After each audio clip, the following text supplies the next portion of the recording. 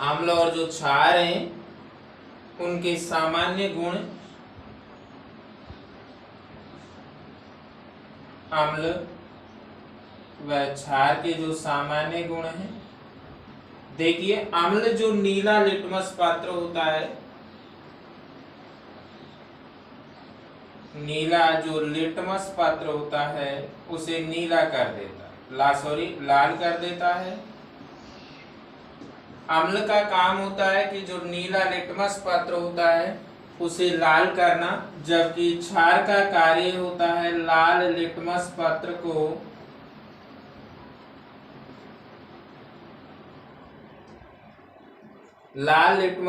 को नीला करना।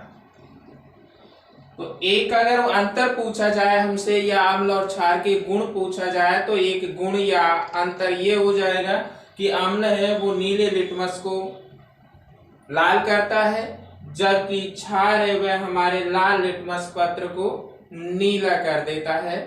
दूसरा जो है, अम्ल धातुओं के साथ अभिक्रिया करके हाइड्रोजन गैस देती है। अम्ल धातुओं के साथ अभिक्रिया करके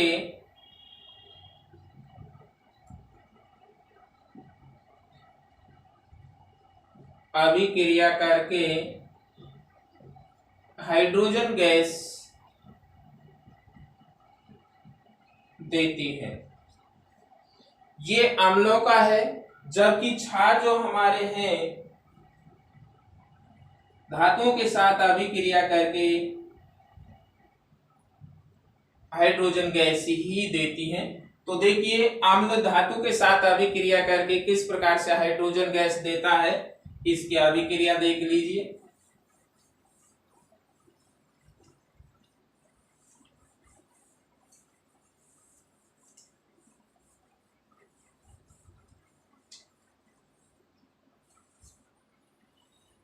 ये होगा अम्ल की अभिक्रिया अगर धातु के साथ कराई जाती है तो यह आपका हाइड्रोजन गैस का निर्माण करेगा। तो ये बनता है आपका लवण प्लस हाइड्रोजन गैस।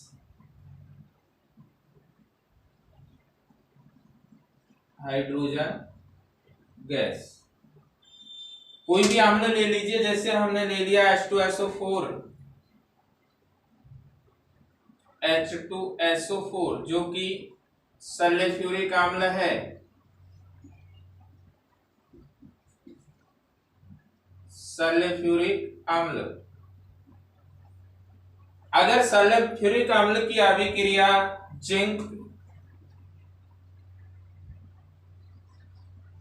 के साथ कराई जाती है तो देखिए ZnSO4 zinc sulphate plus H2, ये जो तीर का चिन्ह होता है ऊपर की तरफ, यह हमारे गैसीय प्रावस्था को शो करता है, प्रदर्शित करता है। अगर इस तरीके से कहीं किसी भी रिएक्शन के अंदर लगा हुआ है का मतलब होता है कि ये जो पदार्थ है हमारा एक गैसीय प्रावस्था लिए हुए है। तो जब सल्फ्यूरिक अम्ल का अभिक्रिया जब जिंक के साथ कराई जाती है तो जिंक सल्फेट जो कि एक लवण का कार्य करता है और हाइड्रोजन गैस का निर्माण करती है। तो इस तरीके से अम्ल की अभिक्रिया जब धातु के साथ कराई जाती है तो लवण और हाइड्रोजन गैस का निर्माण होता है, जबकि ये हमारा दूसरा सामान्य गुण है अम्ल और क्षार का। तो अम्लों की और ले लीजिए एक दो, जैसे इसी की अभिक्रिया मान लो कॉपर के साथ कराई जाती है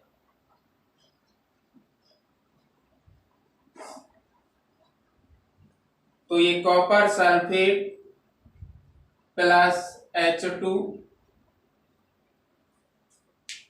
ये सल्फ्यूरिक अम्ल होगा, ये कॉपर होगा,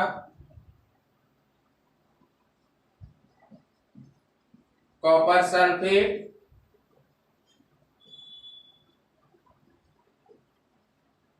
और ये आपके हाइड्रोजन गैस। Hydrogen gas. तो इस तरीके से अम्लों की अभिक्रिया अगर धातु के साथ कराई जाती है तो लवण प्लस हाइड्रोजन गैस का निर्माण होता है, जबकि अगर अभिक्रिया क्षार की अभिक्रिया धातु के साथ कराई जाती है तो आप तब भी आपके हाइड्रोजन गैस का निर्माण होता है।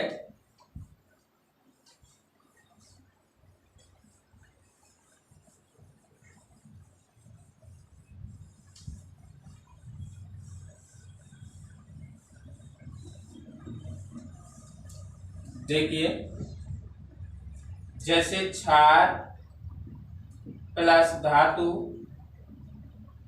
की अगर अभिक्रिया कराई जाती है तो उस स्थिति में धात्विक ऑक्साइड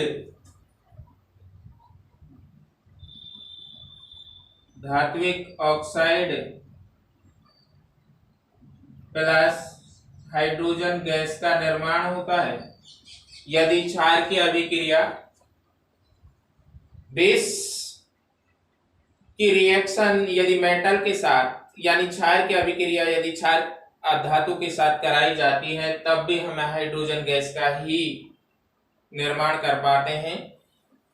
क्षार ले लीजिए कोई सा भी, जैसे सोडियम हाइड्रोक्साइड है NaOH प्लस कोई सी भी धातु ले लीजिए आप, जैसे जिंक, कॉपर, लोहा। तो यहाँ पर अगर हम जिंक लेंगे तो ये बन जाएगा आपका ZnO2 Na2 ZnO2 plus H2। अब इस अभिक्रिया को संतुलित कर दीजिए। यहाँ सोडियम के 2 परमाणु हैं, जबकि अभिकारक की तरफ हमारा सोडियम का एक ही परमाणु है, तो इससे पहले 2 लगा दीजिए। सोडियम के 2 हो गए, H2 हो गए, O2 हो गए, Zn बचा है ये हो गया। तो इस तरीके से अभिक्रिया हमारी संतुलित भी होगी। जब सोडियम हाइड्रोक्साइड की अभिक्रिया सोडियम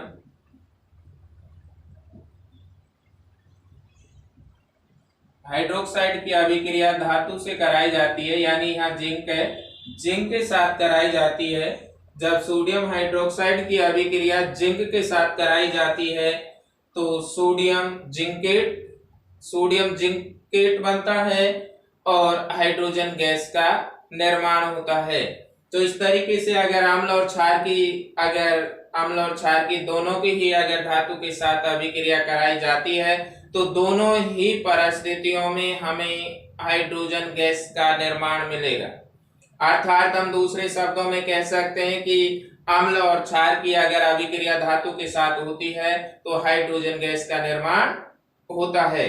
अब इससे अगला जो तीसरा गुण है इनका, देखिए, अम्ल धातु ऑक्साइड के साथ अभिक्रिया करके लवण और जल देते हैं।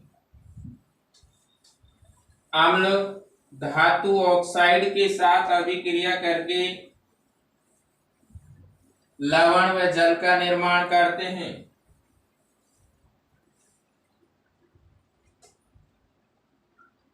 धातु ऑक्साइड अम्ल, धातु ऑक्साइड प्लस अम्ल, अगर इन दोनों की अभिक्रिया कराई जाती है, धातु ऑक्साइड और अम्ल की अभिक्रिया कराई जाती है तो लवण और जल का निर्माण होता है। लवण प्लस जल। अम्लों की अभिक्रिया यदि धातु ऑक्साइड के साथ कराई जाती है तो लवण और जल का निर्माण होता है। जैसे यहाँ हमने कॉपर ऑक्साइड ले लिया CuO, Cu जो प्रतीक है कॉपर का है और ऑक्सीजन इसके साथ जुड़ा हुआ है, कॉपर एक धातु है तो इसलिए इसका धात्विक ऑक्साइड हुआ, प्लस HCl हाइड्रोजन क्लोराइड जो कि एक अम्ल है। अगर धात्विक ऑक्साइड और अम्ल की अभिक्रिया कराई जाती है तो आपका लवण और जल का निर्माण होगा।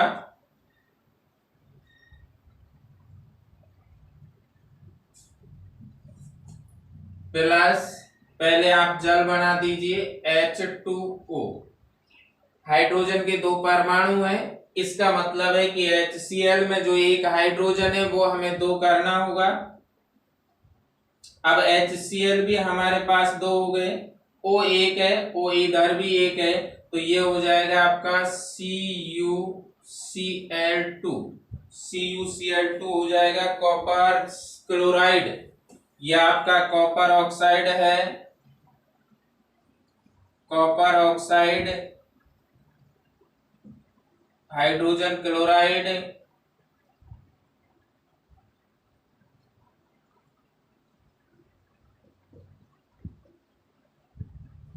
जबकि ये कॉपर क्लोराइड जो कि एक लवण है,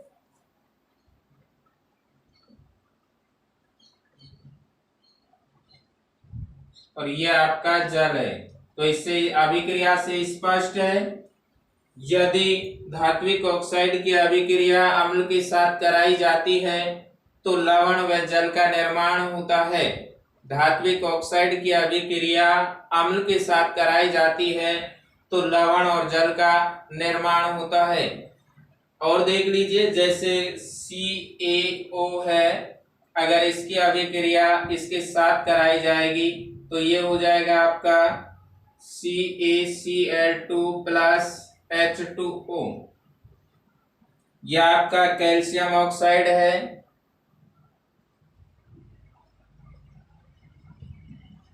कैल्शियम ऑक्साइड। यह हाइड्रोजन क्लोराइड अम्ल है ही, यह आपका लवण हो जाएगा कैल्शियम क्लोराइड, कैल्शियम क्लोराइड, और यह आपका जल है। तो इस तरीके से जब अम्ल की अभिक्रिया धातु ऑक्साइड के साथ कराई जाती है तो लवण और जल का निर्माण होता है, और जब धात्विक ऑक्साइड की अभिक्रिया अधातु ऑक्साइड की अभिक्रिया क्षार के साथ कराई जाती है तब भी आपका लवण और जल का बनता है। केवल इसमें अंतर एक आएगा, अगर क्षार के हम गुण में देखेंगे कि यहाँ पर अम्ल में धातु ऑक्साइड की अभिक्रिया जब अम्ल के साथ कराई जाती थी उस कंडीशन में जल और लवण का निर्माण होता था, जबकि क्षार की स्थिति में अधात्विक ऑक्साइड की अभिक्रिया जब क्षार के साथ कराई जाती है तो लवण और जल का निर्माण होता है। ये क्षार का हो जाएगा अधातु ऑक्साइड प्लस क्षार, अगर इनकी अभिक्रिया कराई जाती है तो लवण प्लस जल का निर्माण होगा, लवण प्लस जल का निर्माण होगा। अधात्विक ऑक्साइड की अभिक्रिया जब क्षार के साथ कराई जाती है तब उस स्थिति में भी लवण और जल का निर्माण होगा। अधात्विक ऑक्साइड ले लीजिए, CO2 प्लस CaOH का होल ट्वाइस, CaOH का होल ट्वाइस। अब देखिए, सबसे पहले आप जल बना दीजिए, लवण कौन सा बनेगा, अपने आप बन के आ जाएगा, plus H2O, plus H2O, H आ गया, होल ट्वाइस लगा हुआ है, इसका मतलब 2 ही ऑक्सीजन है और 2 ही हाइड्रोजन है, तो दोनों हाइड्रोजन आ गए, एक ऑक्सीजन आ गया, एक ऑक्सीजन बचा है, 2 ऑक्सीजन ये रहा। सबसे पहले आप इसे लें तो ये हो जाएगा Ca, कार्बन C। अब O कितने बचे, 2 ये रहे और एक ये रहा, 3 हो जाएंगे तो CO3। तो ये जो लवण बनेगा हमारा, ये कैल्शियम कार्बोनेट बनेगा, कैल्शियम कार्बोनेट। यह आपका कैल्शियम हाइड्रोक्साइड क्षार होगा,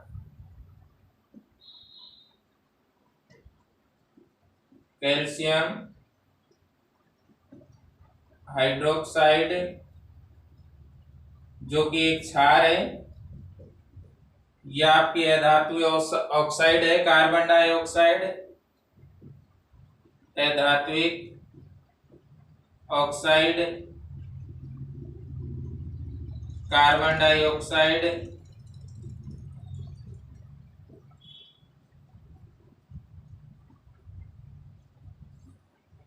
तो इस तरीके से जब क्षार की अधातु ऑक्साइड के साथ अभिक्रिया होती है तो लवण और जल का निर्माण होता है। ये कैल्शियम कार्बोनेट जो बनता है लवण, ये कार्बन डाइऑक्साइड और कैल्शियम हाइड्रोक्साइड के संयोजन यानी रिएक्शन अभिक्रिया के बाद बनता है। यहाँ पर कैल्शियम हाइड्रोक्साइड जो है हमारा एक क्षार है, जबकि कार्बन डाइऑक्साइड एक अधात्विक नॉन मेटल ऑक्साइड है। और इन दोनों की जब आपस में रिएक्शन होती है तब जाकर के कैल्शियम कार्बोनेट का निर्माण होता है और प्लस में जल का निर्माण होता है। इससे अगली कंडीशन है अम्ल और क्षार के जो सामान्य गुण हैं।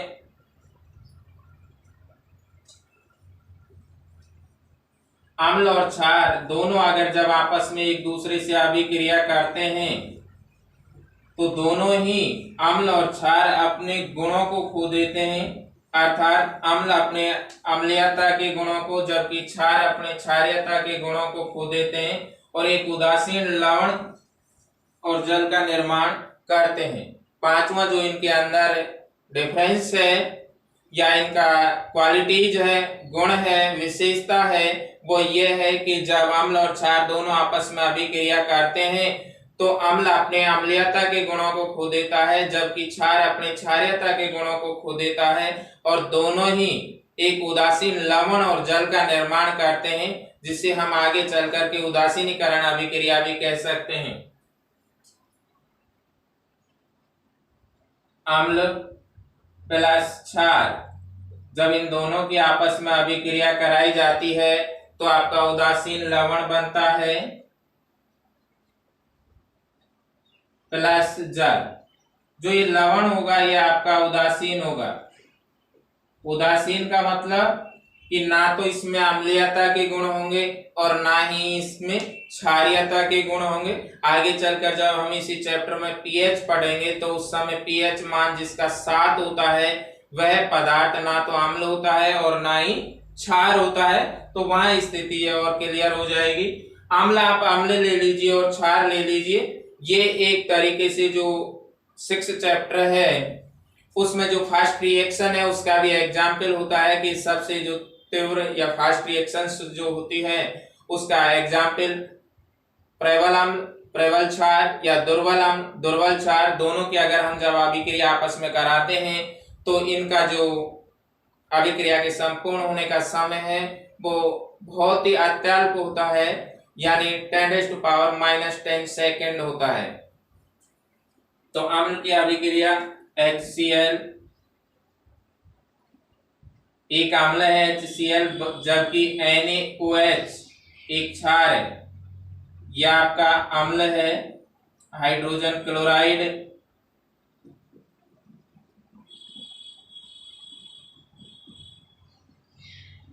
और यह आपका सोडियम हाइड्रोक्साइड एक क्षार है।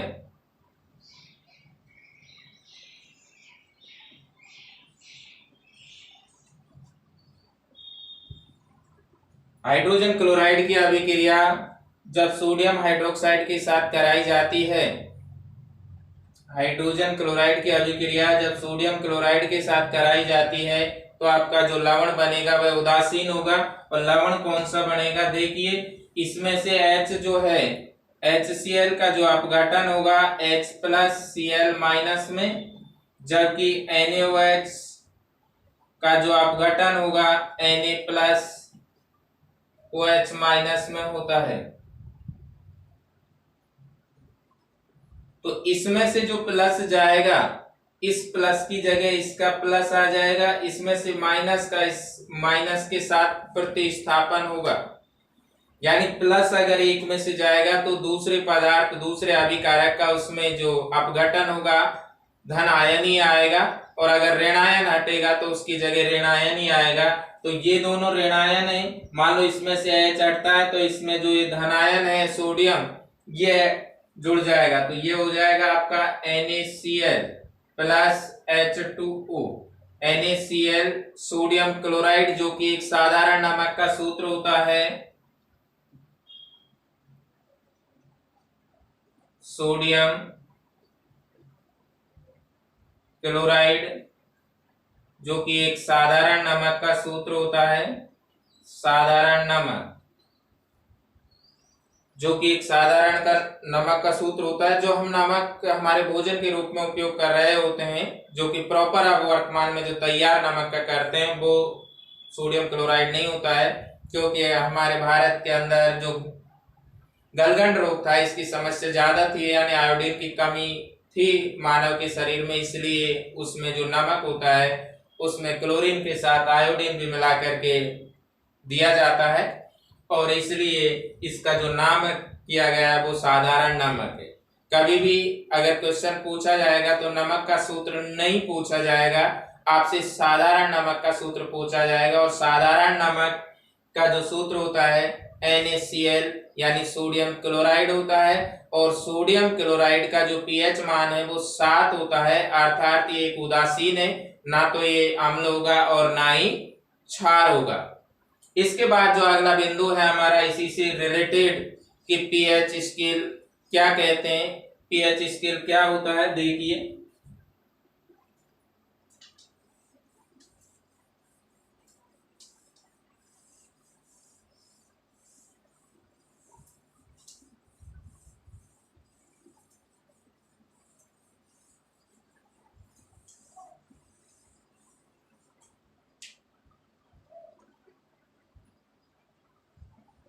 pH स्केल, अब स्केल का मतलब होता है कि ऐसा माध्यम, ऐसा कारक जिसके द्वारा किसी वस्तु को या किसी कारक का मापन किया जाता हो, स्केल कहलाता है। तो pH जो स्केल है यहाँ पर वो हमारी अम्ल और क्षारीयता की जो श्रेणी है या उसका मापदंड है उसे मापने का कार्य करता है। तो इसमें P और H दोनों का मतलब है, P का मतलब पावर होता है और H का मतलब हाइड्रोजन होता है। तो ये शब्द कई बार पूछ भी लिया गया है RBSc क्लास 10th के अंदर कि pH में P का आशय क्या है। तो P का आशय हो जाएगा पावर, अर्थात किसी भी पदार्थ के अंदर, किसी भी विलयन में जो हाइड्रोजन आयन की जो सांद्रता का ऋणात्मक लॉग होता है, यानी pH बराबर -log H+ ये होता है। और यहां से इसकी डेफिनेशन भी तैयार हो जाती है कि किसी भी पदार्थ के अंदर या किसी भी पदार्थ में जो हाइड्रोजन आयन की सांद्रता का जो ऋणात्मक लॉग होता है, किसी भी पदार्थ में हाइड्रोजन आयन की सांद्रता का जो ऋणात्मक लॉग होता है उसे हम pH कहते हैं। और pH स्केल जिससे अम्ल और क्षारकता मापी जाती है उसे हम pH स्केल कहते हैं।